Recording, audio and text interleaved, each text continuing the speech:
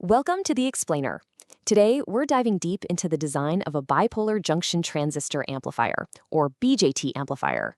This is truly a fundamental building block, whether you're working on consumer gadgets or high-precision medical electronics.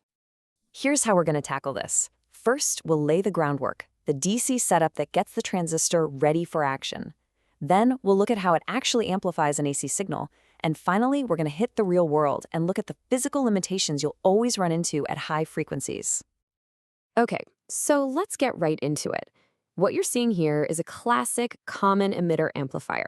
Now, the real puzzle for any engineer isn't just hooking this up, it's picking the exact right values for these resistors and capacitors. You need performance you can count on, especially in critical applications. It's got to be stable, predictable, and clean. First things first. Before we even think about amplifying an AC signal, we have to get the transistor into a stable DC operating condition. This right here, this is the foundation for everything that follows. And that's the absolute main goal. We need to get that BJT into what's called the forward active region. If you don't get the biasing right, the transistor just acts like a switch. It's either all the way off or all the way on. It's not an amplifier at all, it's just going to chop up your signal. And this curve shows you exactly where that magic happens. See that middle sloped part? That's the active region. It's our sweet spot. In this zone, a tiny little wiggle in the input base voltage creates a much larger but perfectly proportional swing in the output collector voltage. That is amplification. Okay, so let's get more specific. How do we define that perfect idle state? Well, that brings us to something called the quiescent point, or just the Q point. Think of the Q point as the home base for your signal. It's the DC voltage and current where the transistor just sits and waits. When your AC signal comes in, the output is going to swing up and down around this central point. If you put that Q point in the right spot, you get the biggest possible output swing without distortion. And this is where the theory really connects to the practice. On the left, you've got the textbook graph with the load line and the Q point. And on the right, that's the actual 4-resistor circuit that makes it happen. Our job as designers is to choose those resistors to put that Q point smack dab in the middle of that line. So how do we actually do that?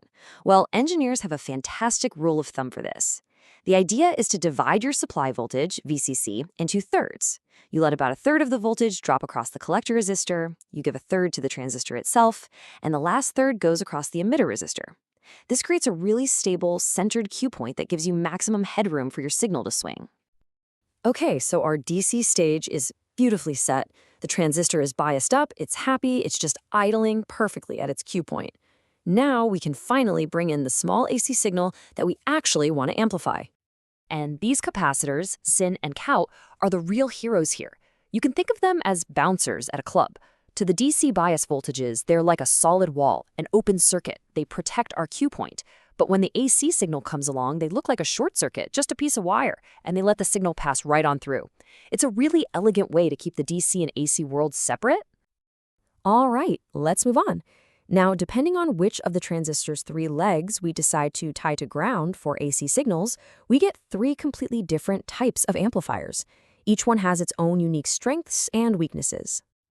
And this table really sums it all up. You've got the combinator, that's your workhorse, the one you use for high voltage gain, but you gotta remember it flips the signal upside down.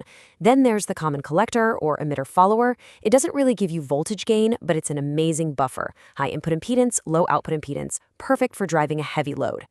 The common base, that's more of a specialist. You see it a lot in high-frequency radio circuits. So our amplifier is built, it's biased, it's working. But why does the gain always seem to die off as the frequency goes up?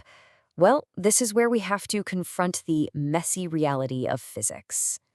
See, lurking inside the transistor itself are these tiny, unavoidable parasitic capacitances. You can't see them on a schematic, you didn't put them there, they're just a byproduct of how the semiconductor is built. At low frequencies, they don't matter, but as the frequency climbs, they start acting like little short circuits for our signal. Now, there are 2 main culprits here, CBE, between the base and emitter, and CBC, between the base and collector. And let me tell you, CBC is the real troublemaker, because it connects the output of the amplifier right back to the input. That's a feedback path we did not ask for. And this feedback leads to the notorious Miller effect. Here's where things get wild. That tiny little CBC capacitance, which might only be a few picofarads, gets multiplied by the voltage gain of the amplifier. So, if you have a gain of 100, your tiny 5 picofarad capacitor suddenly looks like a 505 picofarad capacitor to the input signal. That's a massive, massive difference. So what does this huge new effective capacitor do? Well, it teams up with the resistance from our signal source and forms a simple RC low-pass filter. And what do low-pass filters do? They block high frequencies.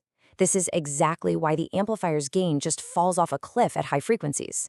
The signal is getting cut down before it even gets a chance to be amplified. And of course, which configuration is the biggest victim here? The common emitter. It makes perfect sense because it's the one with the high inverting gain that does all that multiplying. The common collector and common base amps, they're mostly immune to this, which is why they tend to work much better at higher frequencies. And this graph tells the whole story, doesn't it? It's like the life of an amplifier. The gain is low at the beginning, at low frequencies because of our big coupling capacitors. Then you hit the midband, this nice flat region where the amp is doing its job perfectly. But then, as you go higher in frequency, the gain drops off again, killed by those internal parasitic capacitances and the Miller effect. So what's the bottom line here? A truly well-designed amplifier isn't just about getting a high-gain number. It's about understanding and controlling the performance across the entire frequency range. It's a total balancing act. Which leaves us with a classic engineering puzzle. No single amplifier stage is perfect, right? So how can we be clever and combine their strengths? How could you, say, cascade a high-gain common emitter stage with a high-current common collector stage to get the best of both worlds? That's when you start moving from just building a circuit to really designing a system.